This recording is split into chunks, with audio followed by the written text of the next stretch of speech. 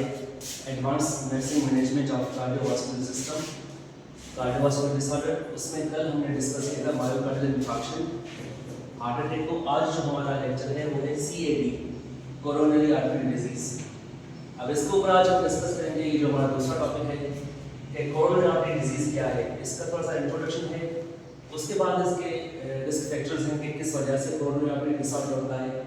उनके बाद how to make diagnosis, इनका हम डायग्नोस कैसे बनाएंगे, और उनके बाद इसकी जनरल मैनेजमेंट क्या होगी और फिर इसकी नर्सिंग मैनेजमेंट क्या होगी। अब शुरू करते हैं कि what are the coronary artery disease. Coronary artery disease से पहले कल जैसे डिस्कस हुआ था कि heart needs blood for the normal pumping functions, कि हार्ट को भी ब्लड की नीड पड़ती है ताकि वो अपना काम कर सके, वो पंपिंग कर सके, और पंप करने के बाद पूरी बॉडी में उसका ब्लड सप्लाई जाता है। तो कोरोनरी आर्टरीज वो आर्टरीज होती हैं जो हार्ट को ब्लड सप्लाई करती हैं, ठीक है। तो अब ये है कोरोनरी आर्टरी डिजीज, मीन्स कि जो हार्ट को ब्लड सप्लाई करती हैं उन्हीं को ये जो डिजीज होती है, और ये ज़्यादा डेंजर है as compared to the myocardial infarction. जो हार्ट अटैक होता है उससे ज़्यादा खतरनाक होती है।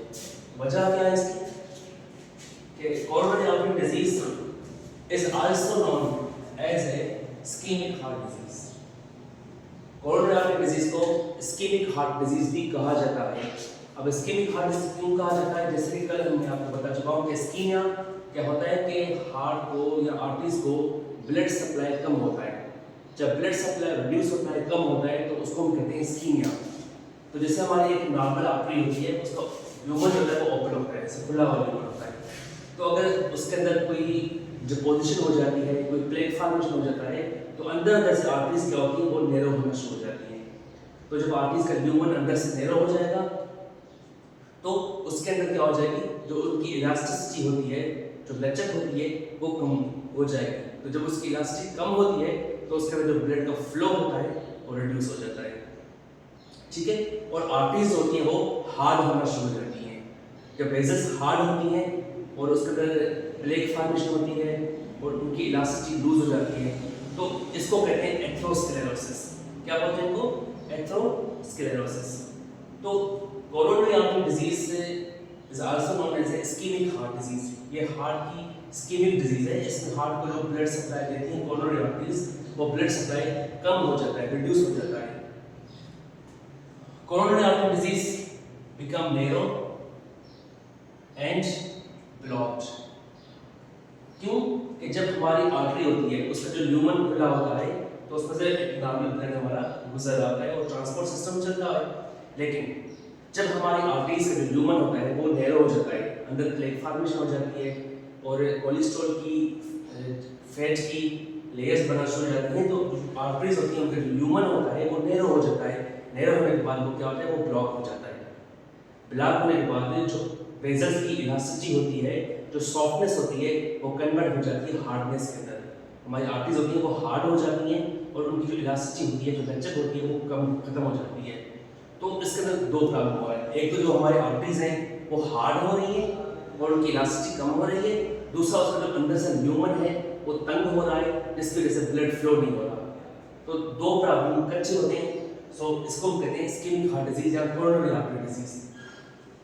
ये क्यों होती है? इसका जो मेन रीजन है formation of atherosclerosis. Main cause of the coronary artery disease is that atherosclerosis. Atherosclerosis क्या होता है कि जैसे मैंने आपको बताया कि हमारी ब्लड वेसल्स के अंदर, स्पेशली कोरोनरी आर्टरीज के अंदर, एक फैट का और कोलेस्ट्रॉल का अंदर से तह जमना शुरू हो जाता है, एक लेयर बनना शुरू हो जाती है।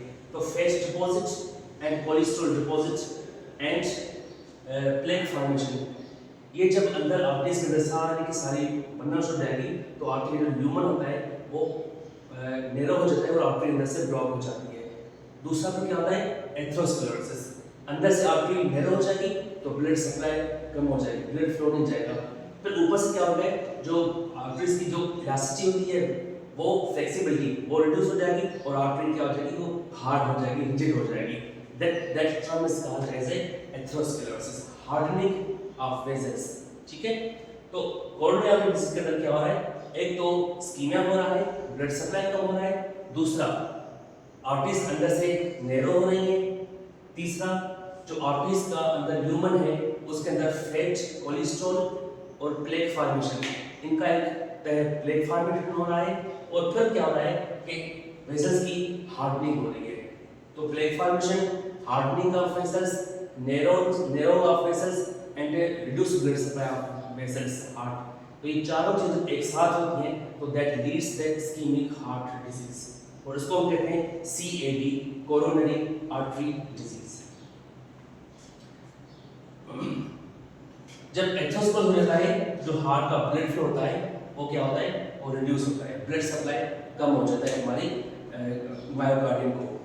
सो what are the risk factors, कौन कौन सी वजूहात हैं जिसकी वजह से कोरोनरी आर्टरी में इस्केमिक हार्ट डिजीज होती है?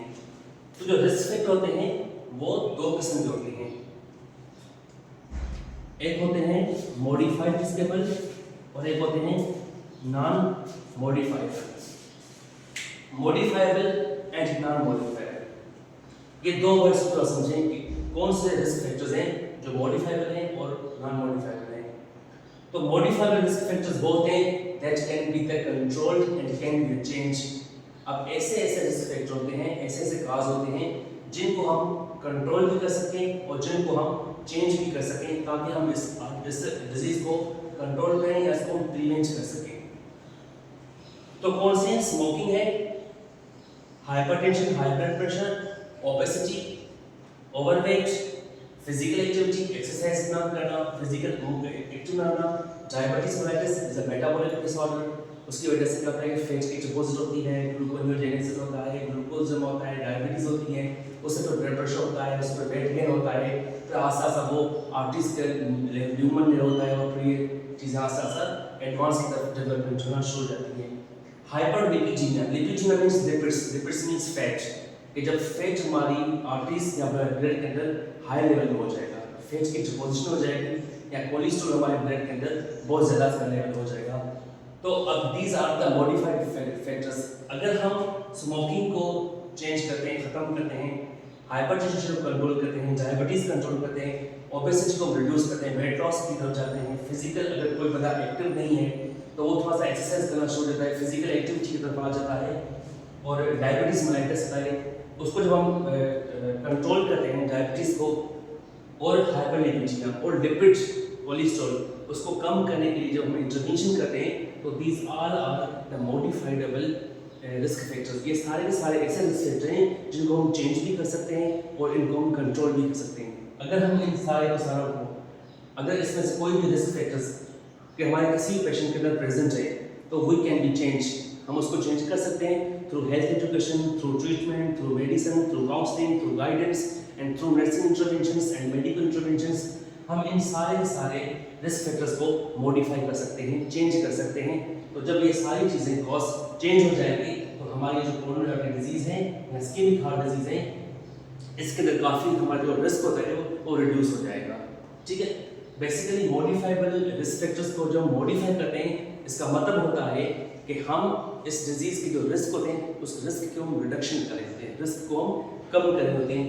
क्योंकि जब ये पेशेंट हमारे रिस्क पे होता है ना, तो जब ज़्यादा रिस्क होगा, रिस्क बढ़ता जाएगा, डायबिटीज़ हो गई, ब्लड प्रेशर हो गया, ओबेसिटी हो गई, वेट ओवर हो गया, डायबिटीज़ अनकंट्रोल हो गई, तो जैसे जैसे ये फैक्टर बढ़ेंगे तो रिस्क क्या होगा, रिस्क बढ़ेगा। आस्ता आस्ता क्या होगा, कोरोनरी आर्टरी डिजीज होगी, इस्कीमिया होगा, और इस्कीमिया के बाद क्या हो जाएगा, इन्फेक्शन हो जाएगा, हार्ट अटैक हो जाएगा। तो जब हम इन सारे फैक्टर्स को रिड्यूस करेंगे, it means we are doing to risk reduction. हम पेशेंट को एमआई से और इस्कीमिया से रिड्यूस करें और उसको चेंज कर रहे हैं। दूसरा जो हमारा रिस्क फैक्टर्स हैं वो है नॉन मॉडिफाइबल। नॉन मॉडिफाइबल का मतलब है वी कैन नॉट चेंज और कैन नॉट बी कंट्रोल्ड। अब वो कौन से हैं जिसको हम चेंज भी नहीं कर सकते और कंट्रोल भी नहीं कर सकते, because these factors is not in our hand, वो हमारे हाथ के अंदर नहीं होते। वो कौन सा है, gender of the patient, male and female, that can not B change. अगर मेल रिस्क पे ज़्यादा है या फीमेल रिस्क पे ज़्यादा है तो ये चेंजेबल नहीं हो। Gender can not be changeable and age अगर किसी पेशेंट एडवांस एज है, 40, 50, 60, 70 एज है, तो हम उसकी एज को कंट्रोल कर सकते हैं, नहीं कर सकते। हम उसकी एज को कम करेंगे ताकि उस पेशेंट वो रिस्क वो कम हो जाएगा. So that cannot be the possible, that cannot be changeable, cannot be the modifiable. इसी तरह हमारी फैमिली हिस्ट्री है. किसी पेशेंट की डायबिटीज पॉजिटिव है, हाइपरटेंशन पॉजिटिव है, हार्ट की प्रॉब्लम्स है, उसकी फैमिली हिस्ट्री में एक जनरेशन टू जनरेशन चल आ रही है, उसकी जीन के अंदर ये प्रॉब्लम है, तो क्या we can be changed, we can be reduced, not at all, we cannot be modifiable. ठीक है. तो ये हमारे जो कोरोनरी आर्टरी डिजीज है, इनकी जो रिस्क फैक्टर हैं वो दो कैटेगरीज हैं. Some are modifiable and some are non modifiable. Modifiable वो चीज़ होती है जिसको हम कंट्रोल कर सकते हैं, हम चेंज कर सकते हैं और लाइफस्टाइल मॉडिफिकेशन करते हैं ताकि पेशेंट की रिस्क रिड्यूस हो जाए, कम हो जाए. और नॉन मॉडिफाइबल क्या होते हैं? That can not be changeable. Now how to make the diagnosis. हम इस पेशेंट का डायग्नोस कैसे बनाएंगे, किस तरह से चीज़ें डायग्नोस होती हैं. सो रिमेंबर कि जब भी हम डायग्नोस की बात करेंगे तो दो चीज़ें कॉमन है, वो चाहे आप लिखें या ना लिखें या यहाँ पे लेक्चर में बोर्ड पे लिखी हो ना लिखी हो, वो दो चीज़ें इंतहाई अहम होती हैं. कौन सी? Number 1 history checking, number 2 physical examination. ठीक है. Assessment, physical examination and history checking, ये दो मेन एंड लाजमी इंपॉर्टेंट पार्ट हैं when we make the diagnosis of the patients. So history लेंगे, फिजिकल एग्जामिनेशन करेंगे, उसके बाद हिस्ट्री के अंदर और उसके फिजिकल एग्जामिनेशन के अंदर क्या फाइंड आउट करेंगे? The modified risk factors that can be controlled, can be changed and can be reduce the risk of developing ischemic heart diseases. Then ECG, हम पेशेंट ईसीजी करेंगे, इसमें देखेंगे कोई इस्केमिक चेंजेस तो नहीं हो रही पेशेंट की. इकोकार्डियोग्राफ करेंगे, इको में देखेंगे कोई स्ट्रक्चरल एब्नॉर्मलिटी तो नहीं है हार्ट का, कोई वेंट्रिकल हाइपरट्रॉफी तो नहीं हो गई है, वेंट्रिकल्स की साइज कितनी है, इजेक्शन फ्रैक्शन हार्ट का कितना है, हार्ट कितना पंपिंग एक्सटेंशन पंपिंग काम कर रहा है, हार्ट की स्टेबिलिटी कितनी है, चेंबर्स के अंदर प्रेशर कितना है, चेंबर्स की साइज कितनी है हार्ट की. और उसके अलावा जो हार्ट की जो वेल्व्स हैं या जो उनका वॉल्स हैं उनकी थिकनेस कितनी है, उनकी मेजरमेंट्स कितनी है. उसके बाद ईटीटी जैसे stress test, exercise tolerance test, treadmill test होता है, इसमें हम पेशेंट को स्ट्रेस टेस्ट देते हैं.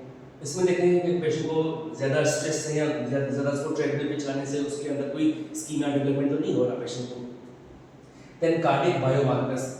कार्डियक बायोमार्कर्स का मतलब होता है कार्डियक एंजाइम्स, कि जो भी हमारे कार्डियक एंजाइम्स होते हैं इसमें ट्रोपोनिन टी है, ट्रोपोनिन आई है, CKNP है, CK है एंड प्रोबीएनपीज वगैरह हैं. ये सारे के सारे क्या है? ये कार्डियक एंजाइम्स हैं, कार्डियक बायोमार्कर्स हैं जो कि हमें क्लू देते हैं कि पेशेंट के अंदर उसके हार्ट की प्रॉब्लम्स के अंदर कोई पॉजिटिविटी या कोई पॉजिटिव चीज़ है नहीं.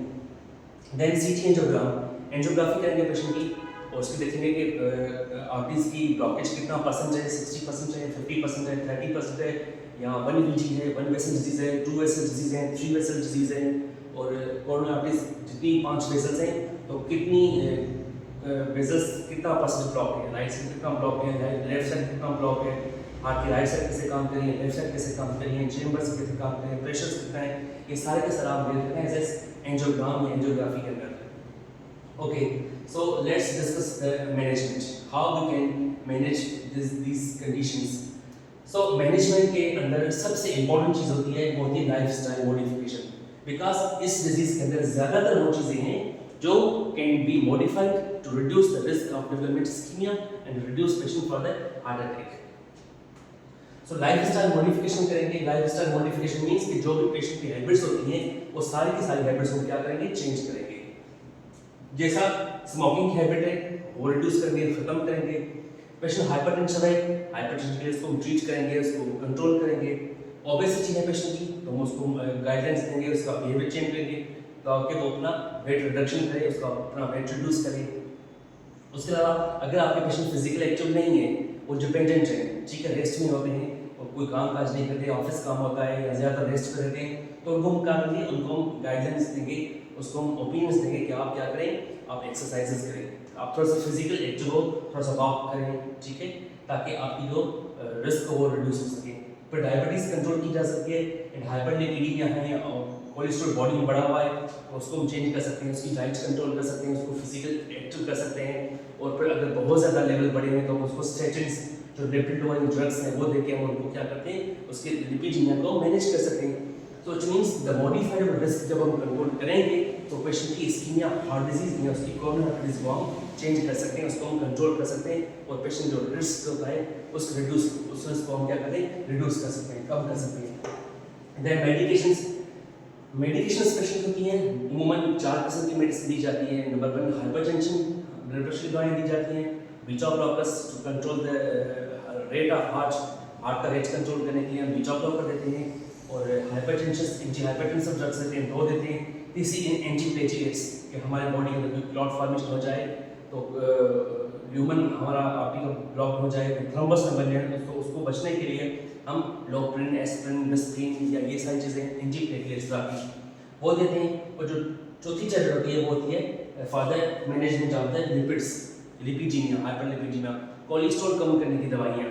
तो ऐसे पेशेंट की 4 किस्म की दवाइयाँ जो लाइफस्टाइल के लिए चलती हैं, जब तक कि पेशेंट को रिस्क होता है कि इसकी पूरी लाइफ तक चलती हैं। 4 दवाइयाँ कौन सी? Number 1 beta blockers to control the heart rate, number 2 anti hypertensive to control the blood pressures, number 3 antiplatelets to reduce the risk of thrombus, and number 4 is a lipid lowering agent या उसको बोलेंगे statin group, ठीक है।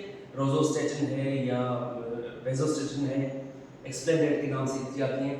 तो lipids control करने की 4 दवाइयाँ होती हैं ताकि हम पेशेंट को दे देते हैं, और उनके साथ फिर along with diet restriction, diet का counselling, exercise, physical activity, weight reduction, lifestyle modifications, दवाइयों के साथ साथ लाइफस्टाइल मॉडिफिकेशन इंतहाई अहम है to control the cardiovascular disorders. उसके बाद मेडिकेशन के बाद हम अगर फिर भी हमारी चीज़ें मैनेज नहीं हो रही तो हम क्या करेंगे, हम पेशेंट को मशवरा देते हैं या डॉक्टर्स उनको मशवरा देते हैं रीवास्कुलराइजेशन। रीवास्कुलर से मतलब होता है कि जगह हमारी आर्टरी है अगर वो बंद है, ठीक है, ये लेट्स सपोज आर्टरी है, वेसल्स है, ठीक है, इसके अंदर यहाँ पे प्लेक फॉर्मेशन हो गई है,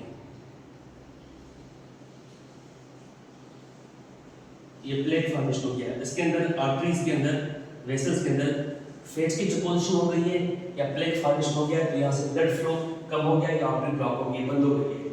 तो हम क्या करते हैं, इसको रीवास्कुलराइज, मींस इसके अंदर जो भी चीज़ें नैरो है, जो भी चीज़ डिपोजिट हो गई है, तो हम एडवांस लेवल में क्या करेंगे, इसको हम यहाँ से रिमूव करेंगे या इसके अंदर हम स्टेंट डाल देंगे ताकि ये रास्ता ओपन आए और रीवास्कुलराइज हो जाए। तो वेसल्स की ब्लॉकेज है उसको ओपन करके एक ब्लड का फ्लो जो होता है उस फ्लो को बहाल किया जाता है, तो उसको हम बोलते हैं रीवास्कुलराइजेशन। रीवास्कुलराइजेशन 2 किस्म से कर सकते हैं। Number 1 PCI, percutaneous coronary intervention. इसके अंदर क्या होता है कि हम पेशेंट की आर्टरीज के जरिए, कैमरा के जरिए हम जाते हैं पेशेंट को, और जहाँ जिस भी वेसल्स के अंदर प्रॉब्लम होता है इसके अंदर क्या करते हैं, स्टेंट छोड़ देते हैं, स्टेंटिंग कर देते हैं, उसको हम कहते हैं पीसीआई, जिसको कॉमन कहते हैं एंजियोप्लास्टी, ठीक है। दूसरा रीवास्कुलराइजेशन मतलब होता है कि अगर पेशेंट की एक वेसल या 2 वेसल है, अगर वो ब्लॉक है तो उस पर आप पीसीआई कर सकते हो। लेट्स सपोज पेशेंट की जो कोरोनरी आर्टरीज है वो 3VD है, ट्रिपल वेसल डिजीज है, उसके 3 वेसल्स ब्लॉक हैं, तो फिर उसमें आपकी पीसीआई काम नहीं करेगी, ठीक है। उसमें फिर मशवरा क्या दिया जाता है, फॉर द कैविट कोरोनरी आर्टरी बाईपास ग्राफ्टिंग, फिर पेशेंट को मशवरा देते हैं आप बाईपास करवाओ, मींस ओपन हार्ट सर्जरी, ठीक है। तो रीवास्कुलराइजेशन 2 किस्म की होती है, एक पीसीआई अगर एक वेसल ब्लॉक है, 2 वेसल ब्लॉक है, और थैलियम स्कैन पे देखा जाता है कि कितना चांस है रीवास्कुलराइजेशन करने का, और दूसरा होता है कैविट कोरोनरी आर्टरीज बाईपास ग्राफ्टिंग, हम पेशेंट को बाईपास के लिए देते हैं। सो उसके बाद let's discuss about the nursing management, कि इस पेशेंट की नर्सिंग मैनेजमेंट क्या होगी। Nursing management as routine reassurance of the patient, हम पेशेंट को रीअश्योर करेंगे फॉर द नॉर्मल लाइफ, उसको नॉर्मल लाइफ के लिए बताएंगे, मेडिकेशन एडमिनिस्टर करेंगे, जो भी प्रिस्क्राइब मेडिसिन है, चाहे वो स्टेटिन हो, एंटी हाइपरटेंसिव हो, एंटीप्लेटलेट्स ड्रग्स हो, जो भी दवाई होती हैं वो as prescribe by the physician और कंसल्टेंट, हम उनको क्या करते हैं, वो एडमिनिस्टर करते हैं। मॉनिटर वाइटल साइंस, हम पेशेंट वाइटल साइंस चेक करते हैं जिसमें हार्ट रेट है, ब्लड प्रेशर है, टेम्परेचर है, रेस्पिरेशन रेट है, ऑक्सीजन सैचुरेशन है, पेन मैनेजमेंट है, तो ये सारे सारे मॉनिटरिंग करके हेल्थ एजुकेशन देंगे पेशेंट को, हेल्थ एजुकेशन देंगे, लाइफस्टाइल मॉडिफिकेशन की बात करेंगे, और मॉडिफाइबल रिस्क फैक्टर्स उनको हम रिड्यूस करने की कोशिश करेंगे, लाइफस्टाइल मॉडिफाई करेंगे पेशेंट का, कि उसकी जो भी हैबिट्स हैं, डाइटरी हैबिट्स हैं या उसकी फिजिकल इनएक्टिविटी की हैबिट्स हैं उनको हम चेंज करेंगे, उसको काउंसिल करेंगे, उसको बिहेवियर चेंज करेंगे वेट रिडक्शन के लिए। फिर पेशेंट की वेट मॉनिटरिंग आती है, अगर ओबेसिटी है, नेस ओबेसिटी है तो उसको हम क्या करेंगे, उसका रूटीन में वेट मॉनिटरिंग और वेट लॉस प्रोग्राम स्टार्ट करेंगे।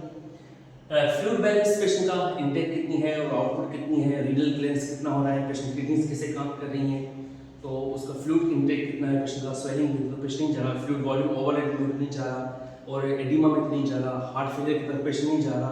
तो ये सारी चीज़ें नजर करने के लिए हम फ्लूइड बैलेंस के ऊपर काम करेंगे, फ्लूइड के ऊपर नजर रखेंगे, low salt, low fat and low protein diet.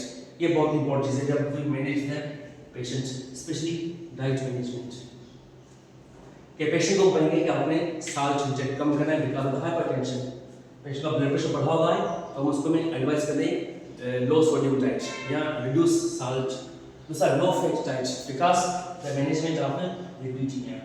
Lipids को मैनेज करने के लिए हम क्या करेंगे, स्टेटिन देंगे, दवाई देंगे उसको कम करने के लिए, लेकिन साथ में साथ फैट की जो डाइट होती है वो पेशेंट की लाइफ स्टाइल बिल्कुल उसको चेंज करके खत्म देंगे और उसकी फैट फ्री डाइट देंगे पेशेंट को।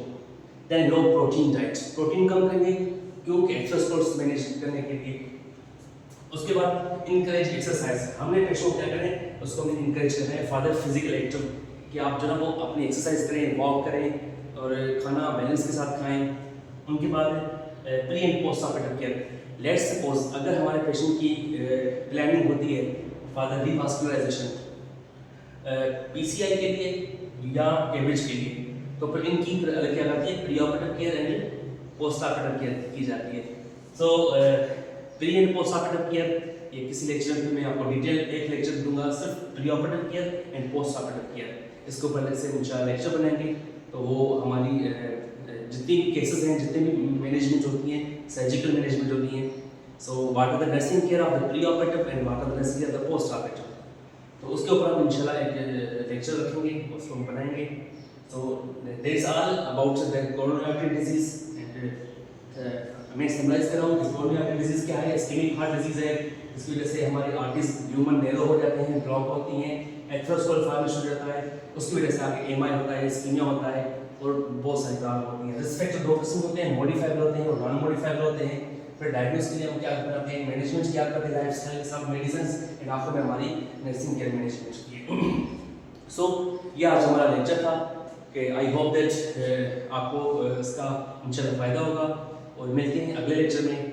तो अगला जो हमारा लेक्चर है वो इस चैप्टर का लास्ट लेक्चर है जो कि होगा वेल्वुलर हार्ट डिजीज़, हार्ट की जो वेल्स होती हैं उनकी डिजीज़ में। तब तक के लिए अपना ख्याल रखना। Thank you so much for your cooperation.